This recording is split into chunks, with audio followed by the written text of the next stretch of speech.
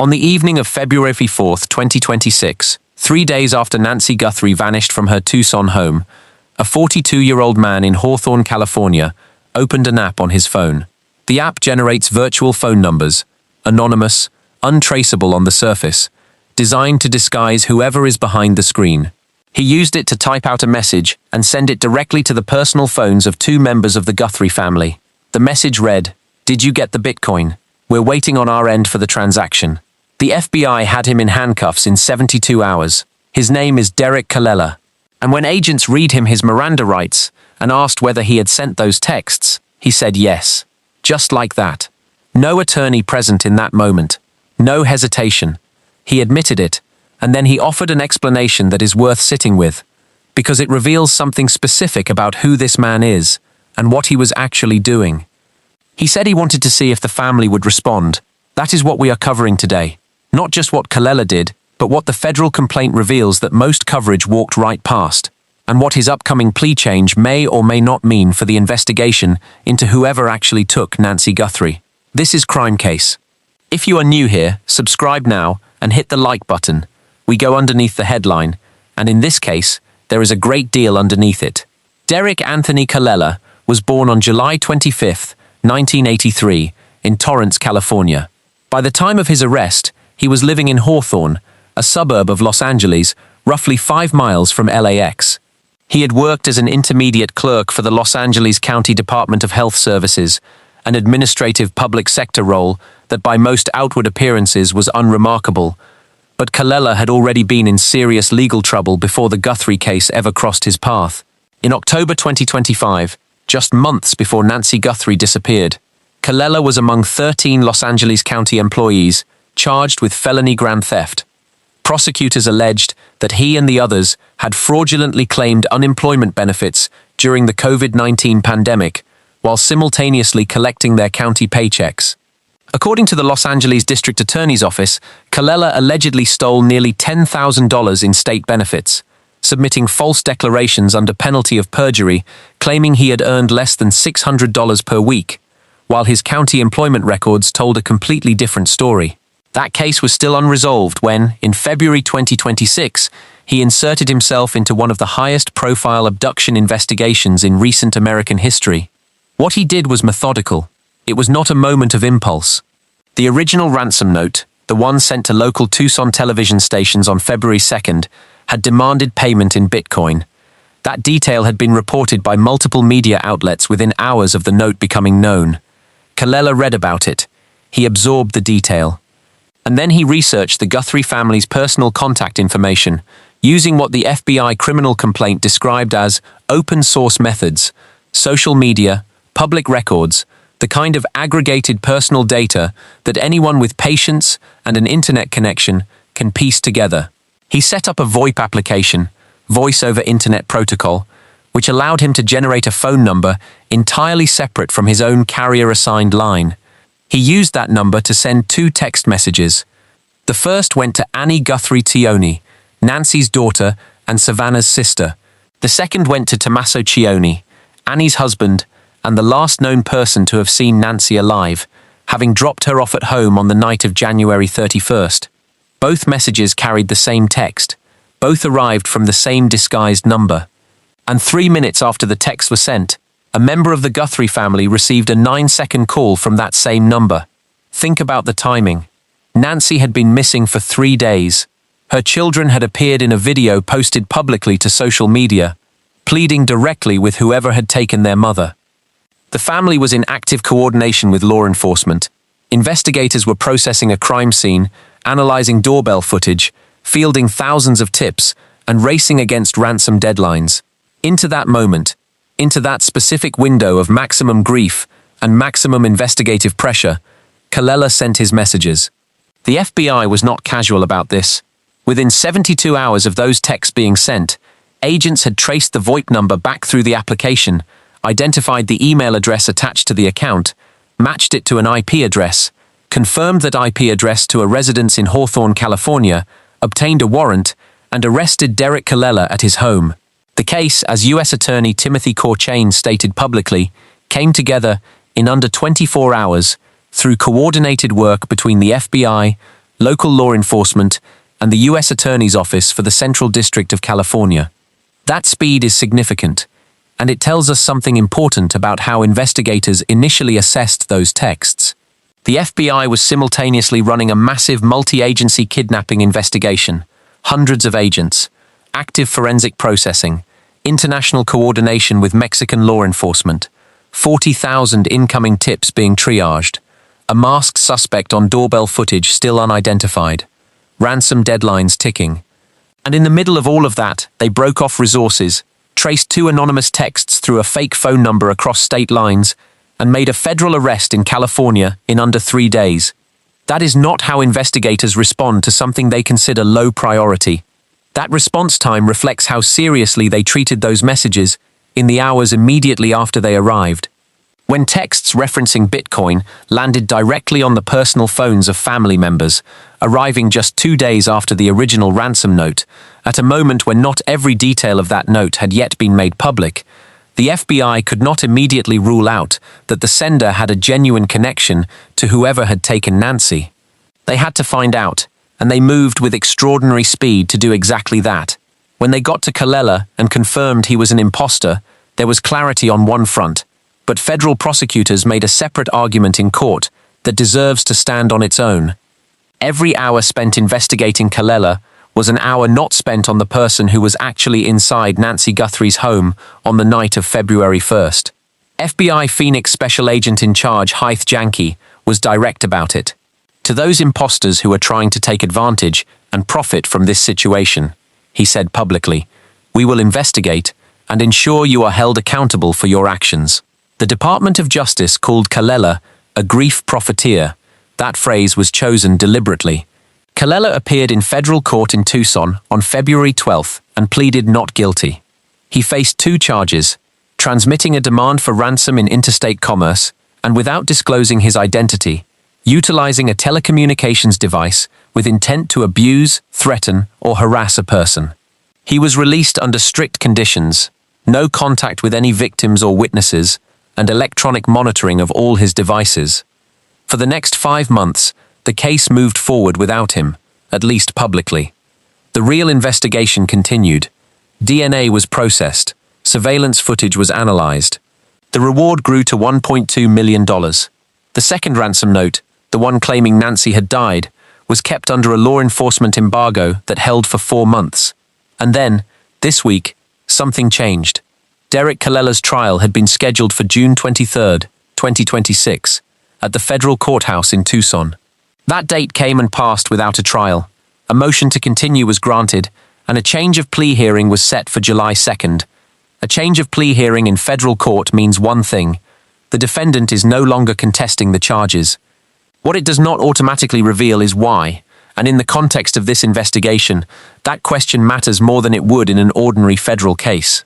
Most coverage of Derek Colella stopped at the texts: 2 messages, a fake phone number, a Bitcoin reference. An admission, that was the story most outlets told, and then they moved on. But there is a detail sitting inside the federal criminal complaint that almost nobody covered, and it changes the emotional picture of what he actually did to this family. He did not just send texts. After those 2 messages landed on Annie Guthrie Chione's phone and Tommaso Chione's phone, Derek Colella picked up his device again. He dialed a number. He let it ring. The call lasted 9 seconds. 9 seconds is not a conversation. It is barely enough time to say a sentence.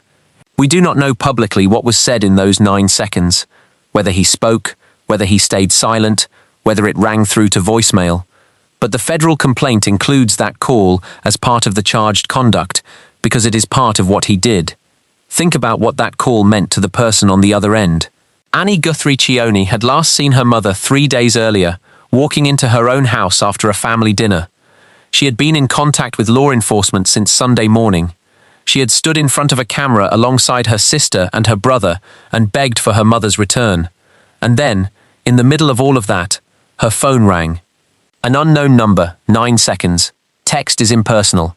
You can send a message without fully processing what you are doing to the person receiving it. But dialing a number, letting it ring, choosing to make voice contact with a family whose mother is missing, that is a different level of deliberate intrusion. Whatever was driving Colella, it was not entirely passive. He was not just tapping keys and walking away. He was choosing to call. That is the human cost of what he did. And it is the detail that deserved more attention than it received. Now let us talk about where the investigation stands. Because Kalela's plea change does not exist in isolation.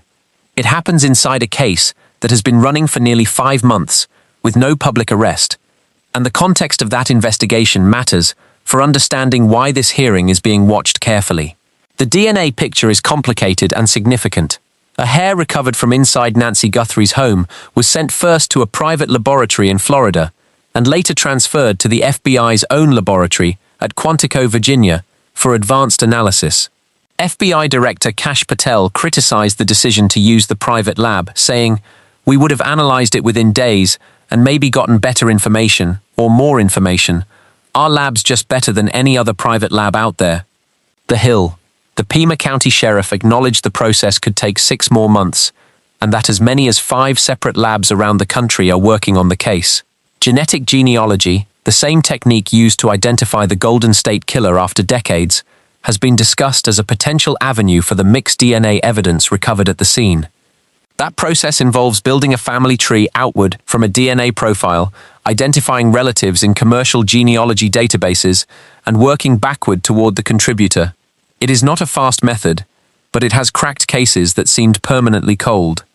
Whether that approach is being applied here has not been confirmed publicly. What is confirmed is that the evidence is still in active analysis, and that the results have not yet produced a name. Meanwhile, the investigation hit a wall that became public in a damaging way. FBI Director Kash Patel stated publicly that for 4 days, his agency was kept out of the Nancy Guthrie investigation. What we, the FBI, do is say, "Hey, we're here to help. What do you need? What can we do?" And for 4 days, we were kept out of the investigation. Sheriff Nanos pushed back, saying in a statement that coordination with the FBI began without delay, and that a member of the FBI task force was present at the scene the night Guthrie was first reported missing. 2 law enforcement agencies, one of the highest profile abduction cases in recent American history, publicly contradicting each other about the most critical window of the entire investigation. The first 48 to 72 hours of any abduction case are when the physical trail is freshest, when witnesses still remember what they saw, when surveillance footage has not yet been overwritten, when the person responsible has not yet had time to fully cover their tracks. Whatever actually happened in those 4 days, and both sides have told different versions of it, investigators do not get that time back. Fox News reported that during that early window, the crime scene was briefly released, and that the front porch, where blood spatter was present, was accessed by journalists and delivery drivers. Key DNA evidence was sent to a Florida private lab rather than the FBI's own lab. Conservative brief. Those decisions, made in the opening days, shaped the evidentiary foundation of everything that followed. The search extended across the border. Between April and May 2026, a volunteer search collective called Buscando Corazones Nogales uncovered 25 clandestine graves in the Mariposa area of Sonora, Mexico, containing the remains of more than 30 people. Forensic checks confirmed that none of those remains belongs to Nancy Guthrie. International Business Times. The collective's involvement began when an anonymous tipster claimed Nancy was buried in an unmarked grave near one of several streams in the Mariposa sector. Volunteers deployed to the coordinates and searched. They found nothing. A second call produced a second search. That also came up empty. International Business Times, Sheriff Nanos stated that his office and the FBI learned of the Mexico searches through media reports, not direct communication from Mexican authorities. "We are aware of reports regarding an anonymous tip related to the Nancy Guthrie investigation that was provided to a group in Mexico. At this time, we have not been contacted by Mexican authorities." The leader of Buscando Corazones formally submitted a DNA request to the Sonora State Attorney General's office, urging the Guthrie family to provide a sample so that any unidentified remains in the region could be compared. As of this recording, that process remains ongoing. Nancy was not found in Mexico, but the fact that 25 graves were uncovered in a search prompted by a tip about her disappearance, in a region described by one former law enforcement official as a likely transit corridor for anyone moving a person across the Arizona border, is not a detail you simply note and set aside. 40,000 tips have been processed, multiple people detained and released. The reward stands at over $1 million, unclaimed. The case remains active, and the task force, by multiple accounts, has returned to the ransom notes by default, because every other avenue has been exhausted or stalled. That is the landscape inside which Derek Kalela changed his plea. His trial was scheduled for June 23rd at the federal courthouse in Tucson. A motion to continue was granted, and a change of plea hearing was set for July 2nd. And in that same week, the second ransom note, the one law enforcement had held for 4 months, the one claiming Nancy had died, became public knowledge. In federal court, when a defendant moves from not guilty to guilty, there are 2 distinct possibilities. The first is straightforward. The defendant's attorneys reviewed the disclosed evidence, the VoIP records, the IP trace, the Miranda admission, the technical data, and concluded that fighting the charges was not a viable strategy. Kalela had already told FBI agents he sent the texts. The jury would hear that admission. Taking the plea was the rational choice, and nothing more significant than that. The second possibility carries more weight. In federal cases, prosecutors can offer what is known as a cooperation agreement, an arrangement where a defendant provides substantial assistance to the government in the investigation or prosecution of another person. In exchange, prosecutors recommend a reduced sentence. The defendant trades information for leniency. For that scenario to apply, Kalela would need to possess information that federal prosecutors consider valuable. The official position is that he had no connection to the real kidnapping, that he was an opportunist who read about the case online and inserted himself into it. If that assessment is fully accurate, he has nothing to trade, and prosecutors have no reason to offer a deal. But here is what experienced investigators note about cases like this. The internet is not a large space. Online communities, cryptocurrency forums, anonymous message boards. These are environments where people sometimes share information they should not. If Kalela encountered anything in those spaces that touched the real operation, prosecutors would want to know about it. Not because he was involved, because information travels. And a man who was monitoring this case closely enough to research the family's personal contact information, obtain their phone numbers from public records, and construct messages designed to impersonate the actual abductor, that man was paying very close attention. Whether his plea change reflects simple legal calculus or something more active is not yet publicly known. What is known is the timing. His trial date arrived in the same week the second note went public. 2 separate threads in the same case, moving at the same moment. Investigators who know this case deeply are not walking past that convergence without asking questions. And now, whoever is responsible for what happened to Nancy Guthrie, you are watching this. People who commit crimes like this cannot stop watching. You follow every development, every court filing, every news report. You tell yourself you are watching to stay ahead of the investigation. But you are really watching because you cannot look away from what you have done. You watched when Savannah Guthrie broke down on live television. You watched when search teams went into Mexico. You watched when 25 graves were found, none of them her. And you are watching now. Here is what investigators who have worked cases like this will tell you. The forensic evidence can sit in a lab for months. Surveillance footage can be analyzed frame by frame without producing a name. But people talk. The people around you, anyone who knew a piece of this, who heard something they cannot unhear, who was paid for a small part of it and has been doing the math ever since. They are not physical evidence. They are human beings. And human beings, under enough pressure across enough time, eventually do what human beings do. The DNA in that FBI lab may or may not produce your name, but someone around you knows something, and sooner or later, that weight becomes heavier than whatever is keeping them quiet. Nancy Guthrie was a mother, a grandmother, a woman who spent 50 years building a life in Tucson. She said goodnight to her family, walked into her home, and never came back. Her daughter sits in a television studio every morning and carries something no person should have to carry. If you know anything about what happened to Nancy, anything at all, the FBI tip line is 1-800-CALL-FBI. Tips can be submitted completely anonymously. A reward of more than $1 million remains unclaimed, and it is waiting for the person who decides that doing the right thing matters more than whatever they are protecting. Someone knows. Someone always knows. And sooner or later, someone always tells. If this episode gave you something to think about, subscribe to Crime Case and like this video. This is the kind of coverage that only continues when you support it, and Nancy Guthrie's story is not finished yet.